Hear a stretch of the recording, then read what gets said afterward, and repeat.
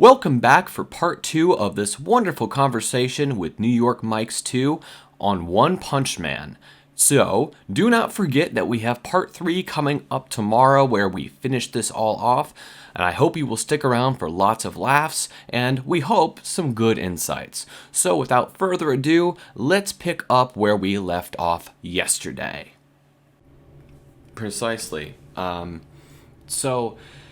I think what One Punch Man demonstrates, or at least the character of Saitama, is that human beings, in a sense, need to be limited in order to grow, and they need to have some kind of concrete limitations or concrete barriers that keep them flowing and journeying in one specific direction.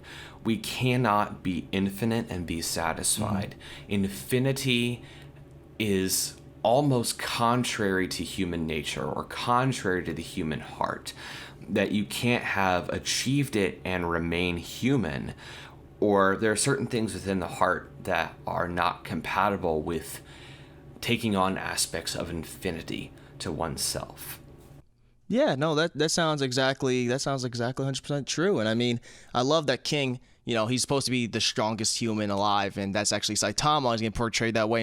And then we find out he's weak as hell. But what I love about him is the whole time he's with Saitama and he understands his pain and that he's trying to, comfort him. Saitama has this huge monologue with him to talk about how he's hollow and there's nothing inside him. He's like, we'll find a hobby or something. And he plays video games with him and he tries, seeking stimulation from him. Then he even messes with him saying, I'll beat you with one hand in a video game or like a finger. And then that gets Saitama pissed, and then that gets him riled up, wanting to beat him, and then, he never beats him in video games. Right, but then the funny thing is that he takes that stress and he puts a little bit of extra power, as if he needed it, into the one punch he gives the Elder Centipede at the end of season 2. Completely demolished it. It's like, oh, sorry, I had to blow off a little steam, and it's like, oh, are you implying that you couldn't have one punched it before, but because you're a little angry, that's the reason why? And the whole premise of the show, the two martial artists do their super move. It completely breaks it, and then it comes back alive. And then the whole thing, amazing. We finally hear about Blast. He fought him, and then somehow he lived. And then here comes Saitama. Just gotta blow a little steam. Let me just quickly punch it into oblivion.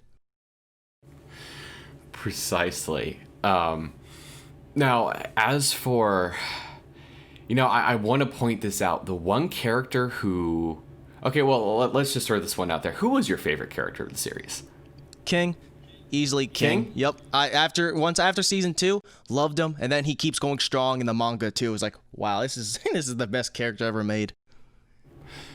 I see.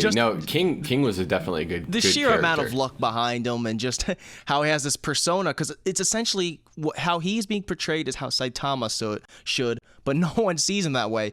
He should be named One Punch Man. Instead, he's named Cape Baldy. And I just love King because he's everything Saitama should be. Right. For whatever reason, I think my favorite character was Metal Bat. Oh, yeah, he had a great fight. I love him, too. He had a really good fight with Garo, and just the sheer amount of defiance and spunk that this guy has, and I love his look, like that sort of pompadour thing, gangster. The pompadour. He's got that sort of gangsterish look going. But what ends the fight? His little sister comes around. She's like, "No fighting when I'm around," and Garo's just like, "Okay," and walks away. I always loved that. She just listens. That was one interesting thing about Garo is the concern he showed for children, because that one thing motivating him was a childhood scar. And so, obviously we're not going to spoil anything in the manga, but I have this strange sense that he can never truly become a monster, because there's one part of his heart that is still very innocent and still has so much of a sense of justice. He could never truly become a monster. Well, even at this point, heck, he's already fought Saitama twice, and he's already lost him twice. Right. Well, the best part is Saitama doesn't even know he's fought. He wants to fight Garo. He's like, everyone keeps gassing him up like he's this human monster, and Saitama's getting excited, and little does he know he already beat him twice. Right. And the one time wasn't even one punch. It was just the one kick and threw him through the wall and then left him like pretty much down for the count. And go figure, after. he thought it was King. It still surprised me. The amount of luck King has just in the show is amazing. And Garrett thinks that King one punched him, but actually it was, go figure, Saitama who kicked him. Right. But another character I really, really liked in One Punch Man was Snakebite Snake. Why him? I'm interested on that one because he's a very much side character. Yes, he very much was a side character, but what was interesting about him was that it was the times when he showed up. He was sort of an arrogant Class A hero who was very much of a jerk, and he kind of had a chip on his shoulder, but after being humbled by Saitama, when he tried to take him on early in Season 1, or about midway through Season 1, he takes on a new aspect of humility, and I think he slowly rediscovers what it means to be a hero.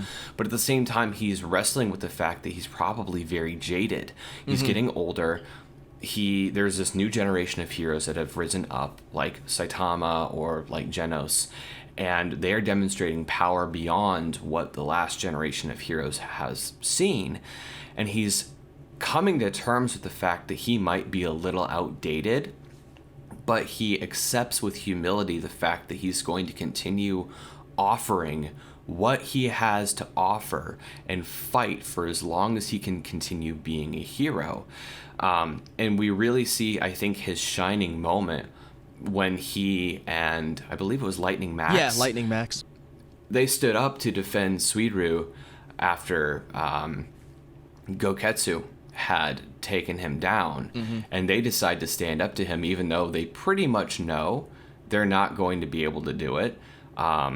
They stand up to defend one innocent person who isn't a hero. And Suiru was like, "What are you doing? Like, you're not even afraid, are you?" And they're like, "No, we're not, because we're heroes, and this is what heroes do." So you see a shining moment for Lightning Max too, but for Snakebite Snake, whenever you get his moments of dialogue, you can tell there's this deep introspection, grappling with the fact that one day he will not only is he going to be repeatedly defeated, one day he will even die, but he's going to continue living out the hero's duty in the meantime, even if it means never advancing to rank S. Yeah, makes sense. And since you said that, another character that popped in my mind was the guy in the Blizzard group. I forgot his name now because it's been a while. He fought Garo, and he was the one with the jumpsuit. And that's exactly the same jumpsuit that Saitama wore. And he's kind of undergoing the same thing that Saitama's doing right now. I mean, first he got saved by Saitama, and he realized that he needs to find his own strength. So he's been working just as hard as Saitama. And you see it even that he was kind of a little strong when facing Garo, and he actually kind of admired the man. And then he made that last phone call to bring Genos in. So I kind of like him because he's undergoing a lot himself, and he's the one character outside of Blizzard from the Blizzard group that's getting any type of, I guess, character development, which I found interesting. And he's kind of like, I guess, pre-Saitama, kind of showing his way to getting to that point, which I don't know if he does. But yeah, it kind of reminds me a little Saitama in a way. You're right, and I actually never noticed that he was wearing Saitama's, or the same jumpsuit that Saitama wore. And I think even looks-wise, he's kind of like him with the hair. I was just about to say that his hairstyle was reminiscent of Saitama's pre-baldness, obviously. And even not quite the shape of his eyes, but I seem to only, almost vaguely remember Saitama wearing glasses at one point. I don't remember, but yeah, they do have a lot alike as far in the the costume, the kind of look. And now we kind of see him, he even progresses more and more. He was part of the Blizzard group, but now he's actually ranked up more. And now he's showing some skills. And just to have the balls to go against Garo was unbelievable. And at this point, I'd like to say he's a little further ahead than where Saitama was at this point. Because he's facing, basically at this point, like a dragon-level monster. When he has no business doing so.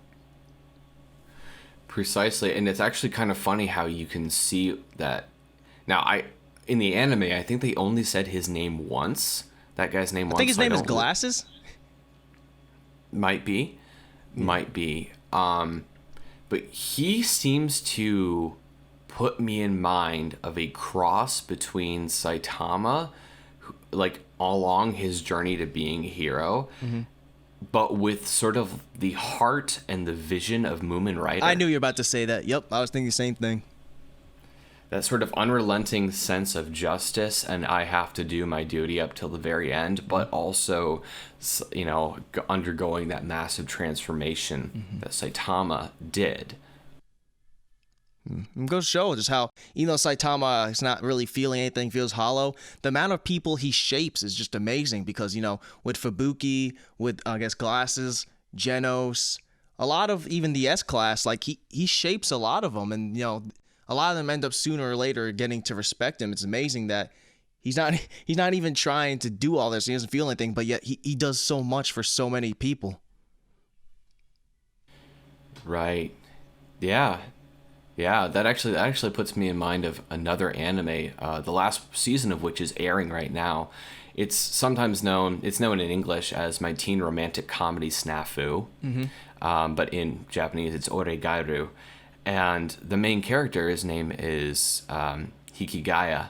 He is the most cynical, bitter, nihilistic teenager you would ever meet, and actually makes the show rather uncomfortable to watch sometimes. But the amount of people that it's bizarre because he's such a compassionate person, and yet he has no values in life.